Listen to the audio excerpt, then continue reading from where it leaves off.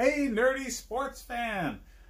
Here, and we're talking the Week 9 Monday Night Football matchup.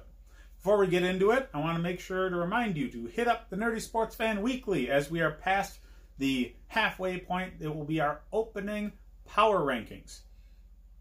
But let's get into the game. Dallas Cowboys traveling to see the New Jersey Football Giants, and this is going to be horribly one-sided. Okay? Cowboys are just better. They're coming off a bye week, so they're fully rested. Ezekiel Elliott's healthy. Amari Cooper's healthy. Dak Prescott's healthy. And that's all they're going to need because, damn, the Giants just cannot stop that trio. They can't. They have nothing on defense to threaten this offense with. And the Cowboys have just enough defense in almost every game. Van Der Esch was a big, big draft pick for them that brought their defense to consistency. And Evan Ingram has kind of tailed off for the Giants. Barkley's not the running back that he was last season, both because of injuries. You know, Ingram more so somebody coming back from injury. Golden Tate coming back into the lineup has really significantly reduced the number of targets going Ingram's way, and he is no longer the safety blanket for Daniel Jones. Golden Tate is.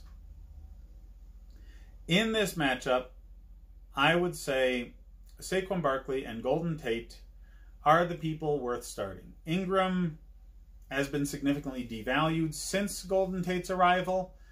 He's still very good as a tight end, but he's a borderline tight end play. He might be somewhere between 9 and 13 as far as ranking of tight ends in this week's game. So you might have to start him because you don't have other options, but he's not expected to do intensely well. In the running back category, Ezekiel Elliott is going to show Saquon Barkley what you can do when you have an offensive line. They're both very, very talented. Just Ezekiel Elliott has a far better supporting cast. And yes, I'm saying they are the supporting cast of Ezekiel Elliott because he's the engine that drives this offense, not Dak Prescott. Dak Prescott was not putting up solid quarterback numbers until the arrival of Amari Cooper. So Prescott cannot carry the team unless he has solid players like Cooper and Elliott around him.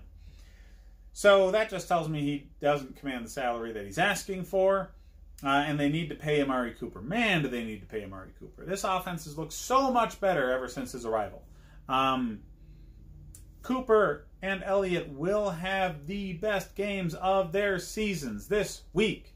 I highly recommend picking up Michael Gallup. He's healthy again. And this offense with Amari Cooper and with Ezekiel Elliott, they've just got so much focus going to those guys. The peripheral reception threats, Michael Gallup, Jason Witten, are going to be valued up because they'll never have to deal with crazy coverage focusing on them, ever. All they have to do is beat one-on-one matchups with people that they probably can easily beat a one-on-one matchup in. So Michael Gallup may not get a lot of targets, but the targets he gets are all deep down the field, and he's always single covered because Amari Cooper is on the other side. Now that he's healthy, he is one of the best deep threats in the league to own, and I would anticipate him to be a boom or bust wide receiver 3. Very, very high ceiling, very, very low floor. So he's a gamble, but he's a gamble worth taking. Amari Cooper is a freaking stud. That guy does everything. Double, triple cover, doesn't matter. The way he plays, he's a very physical guy who runs routes extremely, extremely consistently. So he will get open just because he runs good routes. And he's got great hands. He's overcome the catching issue that people thought he had in Oakland because now he's got a quarterback that kind of lays things out the way he likes it. Dak Prescott holds the ball longer than Derek Carr did. So he allows for the route to mature in a way where Amari Cooper is more prepared for the ball, and it works well for the two of them. Amari Cooper is better in this offense than he was in Oakland's offense.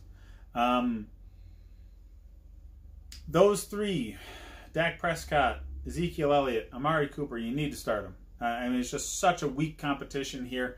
They're all going to put up numbers. Michael Gallup needs to be in there. If you need a tight end this week due to injury or bye weeks, put in Jason Witten. He's not owned in a lot of leagues. And as far as the Giants go, Saquon Barkley and Golden Tate are really the only viable fantasy options. Evan Ingram's tailed off so much. He might be an emergency start for you, but I'd be looking for trade targets for people who don't know that Evan Ingram has tailed off as much as he has. Start the Cowboys defense. Start the Cowboys defense. They will be hungry to cement their dominance over the Giants, and they've got a great defensive front. They're going to get sacks. They're going to get turnovers. Daniel Jones is not infallible. He's a rookie. So pressure in that man's face all game will cause turnovers, period. End of story. This is going to be fun to watch for Cowboys fans, terrible to watch for Giants fans. So enjoy the binge drinking, you New Jersey nuts. Hit up the rest of my channel for more fantasy football advice. As far as the line goes, there's only 7.5-point favorites. The Cowboys, I think they win by 10, but I think that's pretty close to the line. So I probably wouldn't touch this game too much with my money. But if I have to pick somebody to beat the spread, it's definitely Dallas. Yeah, hit up the Nerdy Sports Fan Weekly for my opening power rankings, guys.